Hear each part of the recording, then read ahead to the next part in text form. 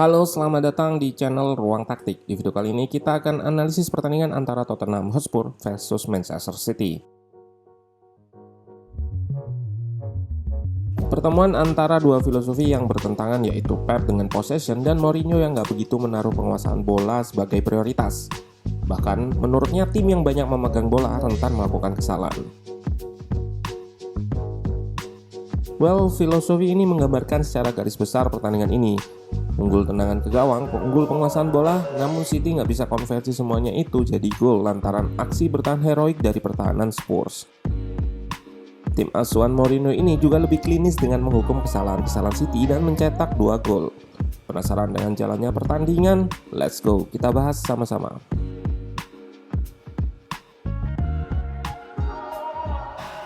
Dari formasi di atas kertas, kedua tim menggunakan pakemnya Spurs 4-2-3-1 dan City 4-3-3. Kita akan bedah mekanisme di dalamnya, terutama City dalam menyerang dan Spurs dalam meredamnya. Shape City berubah seperti ini dengan memanfaatkan Cancelo sebagai inverted fullback. Kegunaannya selain jadi proteksi lini tengah, Cancelo nggak perlu overlap ke sayap sehingga untuk balik ke posisi awalnya menempuh jarak yang lebih jauh daripada posisi di tengah.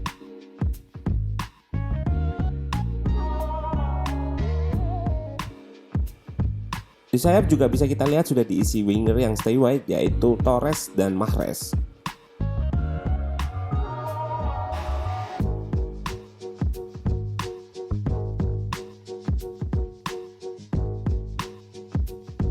Shape ini secara bertahap, terutama ketika lawan merespon dengan menurunkan blok pressingnya, akan berubah menjadi 2-3-5 dengan Walker yang naik baik ke tengah maupun ke sayap. Dari pemosisian ini saja, City sudah berbahaya dan inilah yang disebut positional play. Semua koridor terutama di depan terisi. Ini bikin tim yang bertahan harus memutar otak. Dan ini adalah senjata City untuk masuk ke box, yaitu attacking half space.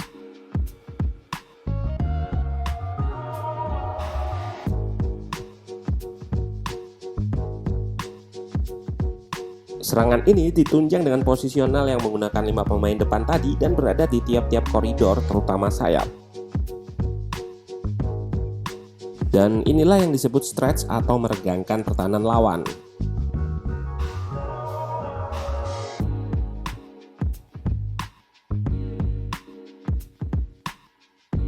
Hal yang paling sering dilakukan tim-tim dalam tanda kutip kecil adalah bermain 3 back yang menjadi 5 back. Hal ini tentunya untuk mengimbangi 5 pemain depan City sekaligus untuk meredam cara menyerangnya di half space. Tentunya hal tersebut nggak dilakukan Mourinho di game ini. Taktik 3 back tersebut artinya akan banyak pemain yang bertipe bertahan di belakang sehingga bisa menyulitkan ketika ingin bermain menyerang. Jadi meski di match ini Mourinho terkesan melepas penguasaan bola dan bertahan, namun dia menyiapkan dalam game plan-nya untuk menyerang juga. Kita akan lihat taktik Spurs dalam meredam serangan half space City. Mekanisme bertanya adalah menggunakan DM yang drop menutup half space sebelum dieksploitasi. Dengan taktik ini, Spurs akan memiliki shape bertahan 5 back, terutama jika City hendak menyerang half space atau serangan dari sayap.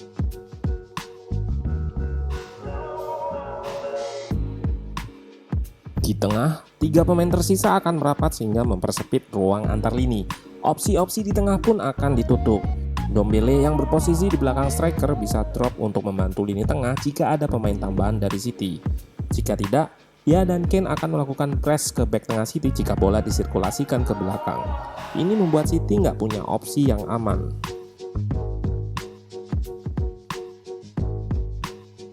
Meski switch play dieksekusi dan dikontrol dengan baik, namun shape 5 back Spurs bikin Mahrez dalam kondisi terjaga. Gak ada opsi lain selain one on one. Mourinho paham betul bahayanya pemain ini. Kita bisa lihat di klip pendekatan Mo ke pemain ini dengan Højbjerg. Dia melakukan man oriented press sampai meninggalkan ruangnya di sentral yang kemudian diisi Ndombele ketika ada pemain City mencoba mengisinya. Dan di klip ini, De Bruyne mencoba mengelabui dengan pertukaran posisi ke kiri. Kita bisa lihat Højbjerg tetap berorientasi ke dia sambil membaca trigger press. Dan dia mencatatkan 5 tackle atau terbanyak di game ini.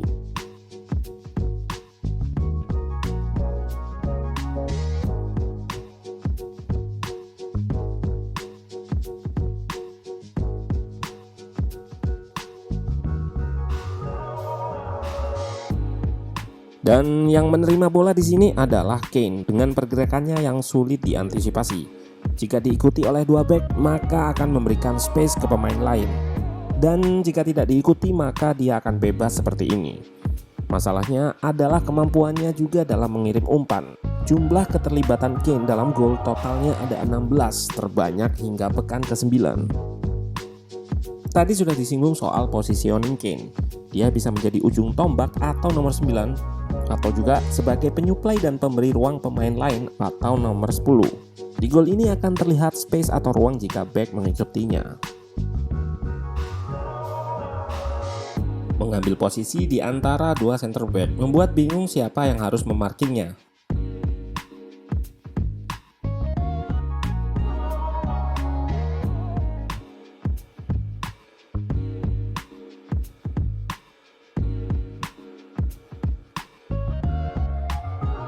Di gol pertama ini memang andilnya nggak akan tercatat dalam statistik.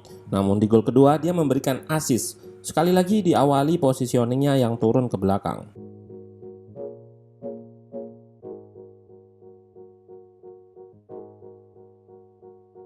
Dan ini adalah masalah City. Lini belakang berjarak terlalu jauh dari lini tengah.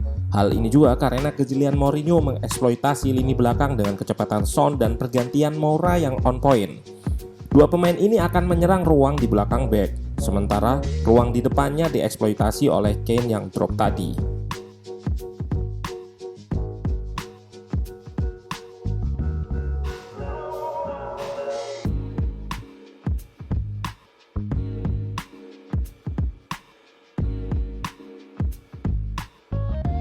Isu Man City ini sudah terlihat sejak awal babak. Bahkan Mourinho sudah eksploitasi dengan build up yang efektif memanfaatkan jarak antar lini tadi sehingga pressing yang dijalankan City nggak bisa simultan.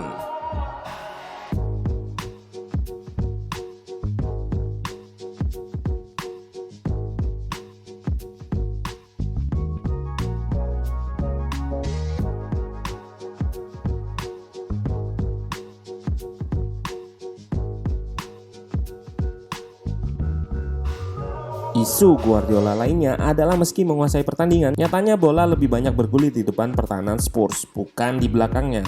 Artinya City juga sulit melakukan penetrasi yang juga karena pertahanan Spurs yang bermain gemilang. Duo center back Spurs mencatatkan 15 clearance dan 6 blok. Sebuah performance yang diharapkan Mourinho, mengingat filosofinya yang menghukum lawan karena kesalahan-kesalahan dalam memegang bola tadi.